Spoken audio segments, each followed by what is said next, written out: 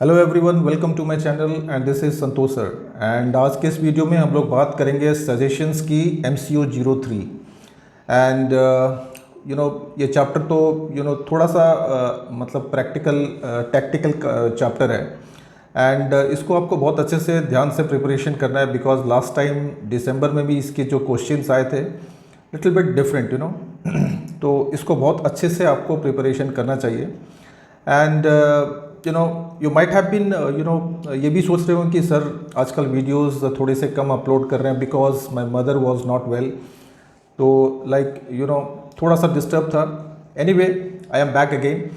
So these are the 19 units which you have to prepare right now. इसमें से जो most important units हैं, unit 1 जो आपको अच्छे से करना चाहिए, unit 2 collection of data, sampling, measurement and scaling techniques, then this diagrammatical and graphical presentation, measures of central tendency, यहाँ से भी questions आ सकते हैं, numericals आ सकते हैं। then ये बहुत important है, unit 9 measures of variation, correlation and simple regression में basically correlation और regression का difference, time series analysis पे एक must question होता है, may be in short notes या फिर ज़्यादातर शॉर्ट नोट्स में आता है। इंडेक्स नंबर्स, इसके यूजेस, इंपॉर्टेंस, ये भी आ सकता है। लास्ट दिसंबर में प्रोबेबिलिटी से क्वेश्चंस आए थे, बहुत सारे आए थे। प्रोबेबिलिटी के 2 चैप्टर हैं, यूनिट 13 एंड 14। मोस्टली दिसंबर के पहले जो एग्जाम्स हुए थे बहुत कम क्वेश्चंस आते हैं, बट दिसंबर में यहाँ से क्वेश्चन आए थे। Then test of hypothesis part 1 part 2। now यहाँ पे काई स्क्वायर टेस्ट, ये बहुत इंपॉर्टेंट है। हाइपोथेसिस के ऊपर जितना पढ़ सकते हैं आप उतना बेटर होगा आपके लिए। And chi square test, interpretation of data is very very important. ये जो लास्ट के जो 2 यूनिट हैं, इंटरप्रिटेशन एंड रिपोर्ट राइटिंग, ये दोनों ही इंपॉर्टेंट हैं। और ये जो सजेशंस मैंने बनाए हैं, बेसिकली आई होप कि यहाँ से 80 to 90% क्वेश्चंस आपको एग्जाम्स में मिल सकते हैं, that is sure. Now unit 1 में you should know like what is the business research and why this research is important, like in which areas basically we do research। जैसे यहाँ पे 5 areas हैं, production, marketing, finance, human resource and purchasing. तो ये पांचों के 5 किस तरीके से रिसर्च इसमें कंडक्ट करते हैं and how like research plays an important role, तो ये आपको ज़रूर करना है। ओके, आगे चलते हैं। Methods of research, as you can see in the flow chart के यहाँ पे 6 मेथड्स दिए हुए हैं आपके स्टडी मटेरियल्स जो इग्नू ने प्रोवाइड किया हुआ है, like survey method, observation method, case method, experiment method, historical method and comparative method. तो ये तो मतलब बहुत ही कॉमन क्वेश्चन है, बहुत बार एग्जाम्स में ये क्वेश्चन स्ट्राइक करता है, तो बहुत ही इंपॉर्टेंट है, बहुत अच्छे से इसको प्रिपरेशन करना है। ओके, आगे चलते हैं नेक्स्ट क्वेश्चन के तरफ। What are the problems and difficulties faced by a researcher while doing the research. एक रिसर्चर को क्या प्रॉब्लम फेस करनी होती है when he is doing a research. ये भी कॉमन क्वेश्चन है, बहुत बार एग्जाम्स में आता है। इसको मैंने प्रीवियस वीडियोस में भी आपको बहुत अच्छे से एक्सप्लेन किया है। You must watch my previous videos also, उसमें भी मैंने बहुत बार एक ही टॉपिक को बार बार एक्सप्लेन किया हुआ है। देन ये question, what are the essentials of a good research. एक अच्छे रिसर्च के लिए क्या होना चाहिए, व्हाट थिंग्स आर नेसेसरी। उसके अंदर सबसे पहले तो रिसर्च का एक ठोस ऑब्जेक्ट होना चाहिए, एक गोल होना चाहिए। Then the research should be systematic, that means it should follow a certain method. Every research का एक सिस्टमेटिकली उसको हमें कंडक्ट करना चाहिए। Then it should follow a research design which should be decided by the researcher. Then sufficient data should be collected for the research so that we can do a good analysis. Then the research must be logical, it should not be a void, random research नहीं करना है। every research के पीछे कुछ ना कुछ एक solution होना चाहिए एक प्रॉब्लम का, राइट। इसीलिए तो हम लोग रिसर्च करते हैं, because research starts where the problem starts to appear. So for every solution of the problem we conduct a research. Then it should be dynamic, it should change with time and situations. It should be simple to understand, it should be economical, that means it should not cross the company's budget, and it should be completed within the time frame. ठीक है, तो ये जो points हैं, these points are very very important. आगे चलते हैं unit 2। Unit 2 is all about research plan. यहाँ पे आपको बिल्कुल करना है like what is research problem, इसकी मेन कैरेक्टरिस्टिक्स क्या हैं। बहुत सारे प्रॉब्लम्स हैं हमारी लाइफ में भी, एंड एज एन ऑर्गेनाइजेशन के पास भी बहुत सारी प्रॉब्लम्स होती है। तो ये मेन सोर्सेस हैं रिसर्च प्रॉब्लम के, जिसके ऊपर क्वेश्चन बनता है व्हाट आर द रिसोर्सेस और types of research problems. As you can see here there are 7 types of और sources of research problem. Like there may be business problems जिसकी solution हमें ढूंढनी है with the help of research. There are day to day problems जो हमारी life में होती हैं, कोई ऑर्गेनाइजेशन में होती है। There are technological changes which takes place frequently, तो उसकी रिसर्च। अनएक्सप्लोर्ड एरिया, जो एरियाज अभी तक एक्सप्लोर नहीं किया है किसी ने, तो वहाँ पे रिसर्च की जा सकती है। देन रिसर्चर्स इंटरेस्ट, उसका इंटरेस्ट कहाँ पे है, उसका पैशन कहाँ पे है, सो ऑटोमेटिकली ही will do research in those areas. Then books, thesis, articles, reports, इनके ऊपर भी रिसर्च कर सकते हैं कि whether the statements of the books और whatever the documents they are like, जो फाइंडिंग्स हैं प्रीवियस रिसर्च की, तो उसकी ट्रूथ या फॉल्सनेस फाइंड आउट कर सकते हैं। देन पॉलिसी प्रॉब्लम्स, ये policy problems solely it relates to the organization, तो यहाँ से भी रिसर्च हो सकते हैं। ओके, आगे चलते हैं। What points are to be considered while selecting a problem और how to select a research problem. तो ये मैंने यहाँ पे 9 पॉइंट्स दिए हुए हैं इसके ऊपर कि कोई भी रिसर्च प्रॉब्लम को सिलेक्ट करने के पहले आपको क्या क्राइटेरिया या फिर क्या फैक्टर्स हैं जो आपको डिटरमाइन मतलब ध्यान में रखने चाहिए बिफोर सिलेक्टिंग ए प्रॉब्लम। तो ये भी इम्पॉर्टेंट क्वेश्चन है। इसके बाद में है फ्रेंड्स हाइपोथेसिस, बहुत ही इम्पॉर्टेंट कॉन्सेप्ट है MCO 03 का। हाइपोथेसिस बहुत बार मैंने पहले भी आपको एक्सप्लेन किया है, it is a tentative solution of the research problem. तो बेसिकली रिसर्च स्टार्ट होती है हाइपोथेसिस से, एंड देन आपको याद रखना है the different types of hypothesis, right. So actually you can explain this 6 types of hypothesis: explanatory hypothesis, descriptive hypothesis, analogical hypothesis, working hypothesis, null hypothesis. ये बहुत important है, नल हाइपोथेसिस। इसके ऊपर आपको शॉर्ट नोट्स भी अलग से मिल सकते हैं, तो इसको आपको बिल्कुल अच्छे से करना है। Then statistical hypothesis which is related with statistics. Okay, the next important question is criteria और conditions of a workable hypothesis. I think ये दिसंबर एग्जाम्स में भी आया था ये क्वेश्चन, तो इसको भी just you can go through this. Then what are the uses of hypothesis, right. तो ये भी आपको बिल्कुल पढ़ना है, लर्न करना है। Then you have research design, ये भी इम्पॉर्टेंट कॉन्सेप्ट है। एंड जो स्टूडेंट्स ने प्रीवियस क्वेश्चंस देखे होंगे उसमें you might have seen this question quite a many of times. Research design में आपको जो इम्पॉर्टेंट क्वेश्चंस हैं वो है इसको कंपोनेंट पे लेके, कंपोनेंट्स और कंटेंट्स ऑफ रिसर्च डिज़ाइन। जैसे कि मैंने यहाँ पे लिखे हुए हैं कंपोनेंट्स में defining the problem, then objective of the research, planning the research, then making hypothesis, then sources of collecting data, then methods of collecting data. तो ये कुछ इंपॉर्टेंट कंपोनेंट्स हैं। Then you have analysis of data, then you will present the data, and time estimates like by what time we can complete the research, then cost of the research. Okay, the next question very important one, pilot testing and pre testing। इसके ऊपर आपको differences याद रखने हैं। And आगे चलते हैं next unit 3। Unit 3 में देखते हैं कुछ इंपॉर्टेंट क्वेश्चंस, बहुत ही इंपॉर्टेंट यूनिट है in fact. Collection of data, how to collect data. ठीक है, different types of data as you know that primary and secondary data, और इन दोनों के मेन सोर्सेस, इनके डिफरेंसेस भी आप कर सकते हैं। The difference between primary and secondary data, and these are the methods of collecting primary data.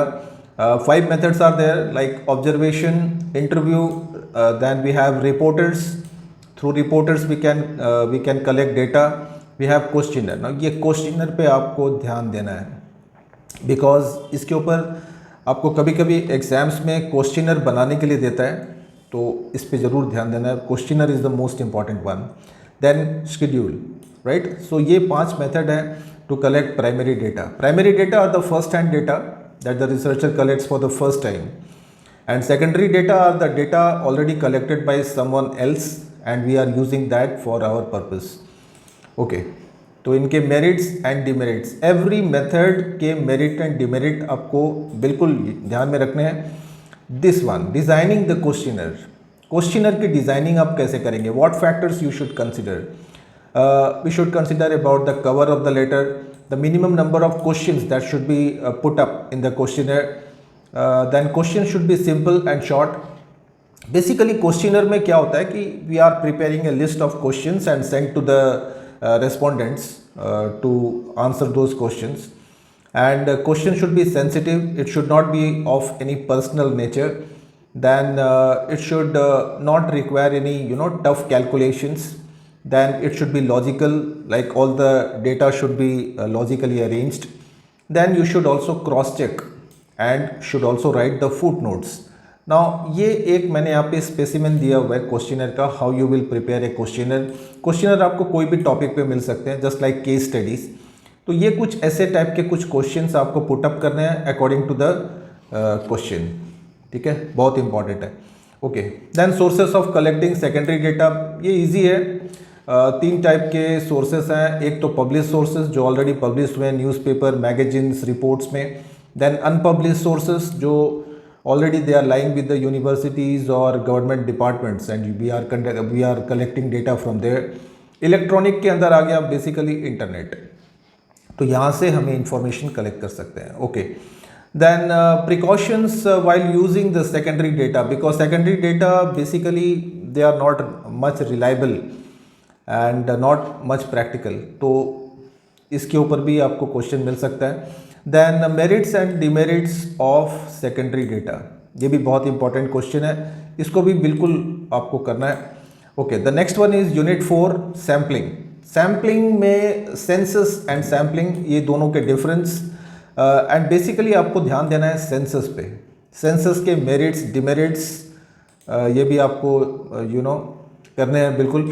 And essentials of a good sample, जैसे कि मैंने यहाँ पे दिए हुए कि एक अच्छे सैम्पल के लिए क्या क्या कैरेक्टरिस्टिक्स और what are the essential factors that should be considered. Then we have the different methods of sampling, random, non random जानते हैं हम लोग. And now these are the different methods of sampling जहाँ से हम लोग सैम्पल कलेक्ट कर सकते हैं.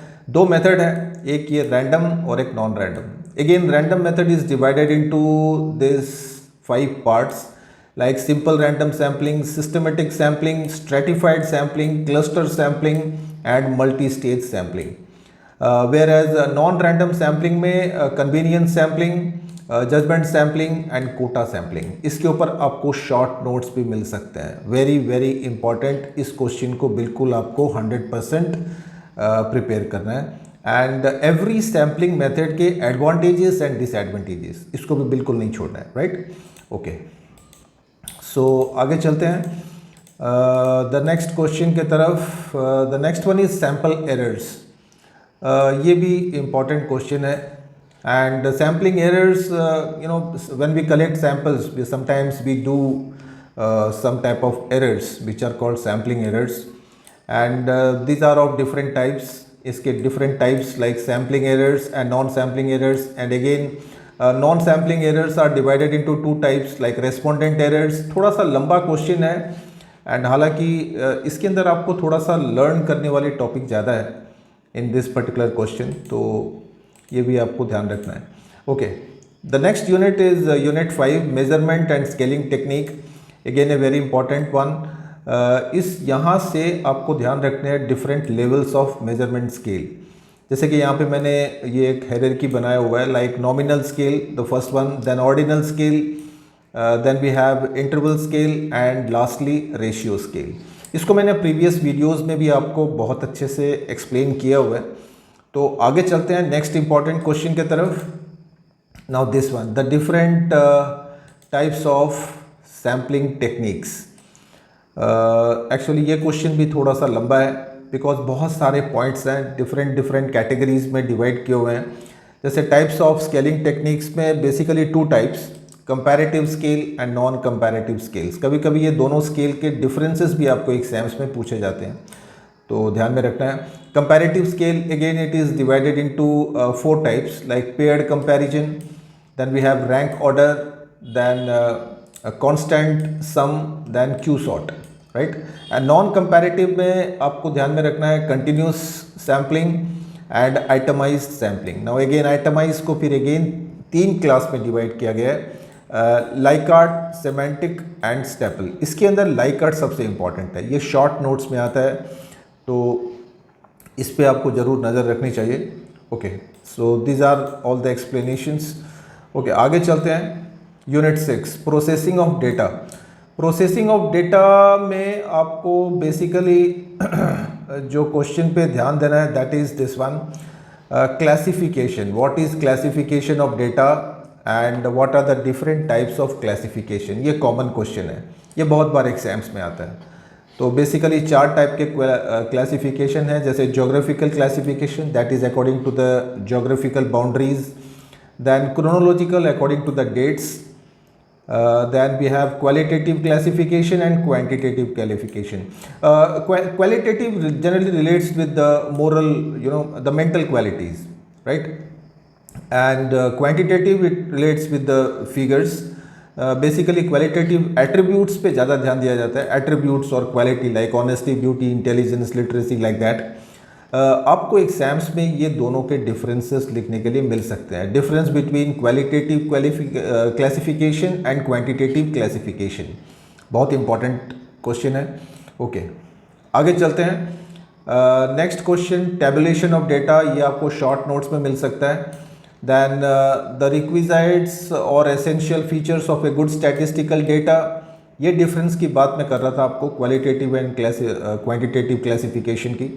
Okay, unit 7 is on diagrammatic and graphical presentation of data. Unit 7 ये सबसे इम्पॉर्टेंट क्वेश्चन है, बहुत बार रिपीट हुआ है एग्जाम्स में, प्रीवियस एग्जाम्स में। सिग्निफिकेंस ऑफ विजुअल प्रेजेंटेशन और डायग्रामेटिक और ग्राफिकल प्रेजेंटेशन ऑफ डेटा। तो इसके मैंने यहाँ पे 7 पॉइंट्स लिखे हुए हैं, थोड़े शॉर्ट में हैं, इसको आप एक्सपैंड कर सकते हो because the answer is quite easy. Because visual presentation में it helps to compare the different variables, it helps to take decisions, easy to understand because figure मतलब diagrams होते हैं, they are very attractive and they take less time and cost to prepare and generally they are errors free and basically illiterate people can also understand with the help of diagrams. Now these are the different types of diagrams that we use in the presentation of data. तो ये question को भी आपको थोड़ा सा revise करना है, नज़र निकालनी है। 4 टाइप हैं, bar diagram, histogram, frequency polygon and pie diagrams. Pie diagram पे, फ्रीक्वेंसी पॉलीगॉन पे, ये दोनों पे आपको शॉर्ट नोट्स मिल सकते हैं। तो ये सब हम लोग जूनियर क्लासेस में भी पढ़े हुए हैं, तो मोर और less we know about this. ओके, स्किप करते हुए आगे चलते हैं। यूनिट 8, यूनिट 8 में है statistical derivatives and measures of central tendency. Basically यहाँ पे आपको ज़्यादा फोकस करना है मेजर्स ऑफ सेंट्रल टेंडेंसी पे and what is measure of central tendency and इसके main characteristics, then the different types of measures of central tendency. अब जैसे कि आप देख पा रहे हैं यहाँ पे फ्लो चार्ट में, arithmetic mean, weighted arithmetic mean, median, mode, harmonic mean, geometric mean. तो ये 6 टाइप्स हैं सेंट्रल टेंडेंसी जिसके ऊपर आपको ध्यान देना है और इनके मेरिट्स एंड डिमेरिट्स। जैसे arithmetic mean, what is arithmetic mean, इसके फार्मूलाज एंड बेसिकली आपको ये स्टेप डेविएशन फार्मूला ज़रूर से सीखना चाहिए, प्रैक्टिस करनी चाहिए, इसके ऊपर न्यूमेरिकल क्वेश्चन आ सकते हैं, राइट। एंड इसके प्रॉपर्टीज़, इसके basically advantages, disadvantages like that. Median के ऊपर भी आपको what is median and its merits and demerits. Then we have mode, mode again like mode के जो फार्मूलाज हैं, दिस वेरी पॉपुलर फार्मूला, तो ये इस पे आपको ध्यान देना है एंड अगेन इसके merits demerits like that. We have geometric mean, इसके formulas, advantages, disadvantages like that. We have harmonic mean and इसका यहाँ पे मैंने फार्मूला लिखा हुआ है हार्मोनिक मीन का। एक मैंने यहाँ पे न्यूमेरिकल भी आपको एक मतलब डिस्क्राइब किया हुआ है, सिंपल न्यूमेरिकल है। तो ये भी आपको थोड़ी सी प्रैक्टिस करनी है maths. Okay, unit 9 is measures of variation and skewness. मैं बात कर रहा था इसकी स्क्यूनेस पे आपको ज़्यादा ध्यान देना है। And this different types of variations होते हैं, डिफरेंसेस होते हैं, एंड उसकी मेजरमेंट कैसे करेंगे। There are basically 4 techniques we have: range, quartile deviation, mean deviation and standard deviation. ये चारों हम लोग स्टैटिस्टिक्स में बहुत बार मतलब पढ़े हुए हैं पहले प्रीवियस क्लासेस में।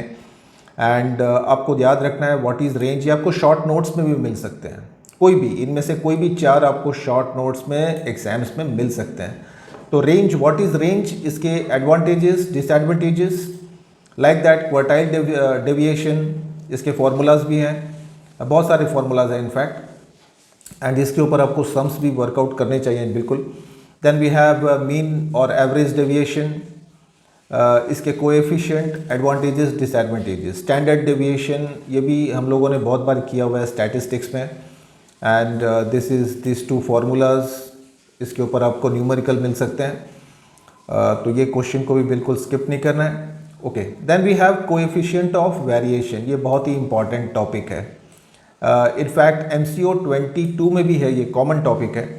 एंड यहाँ पे आपको what is coefficient of variation, then you should know about the formulas and its uses or application where we can use this.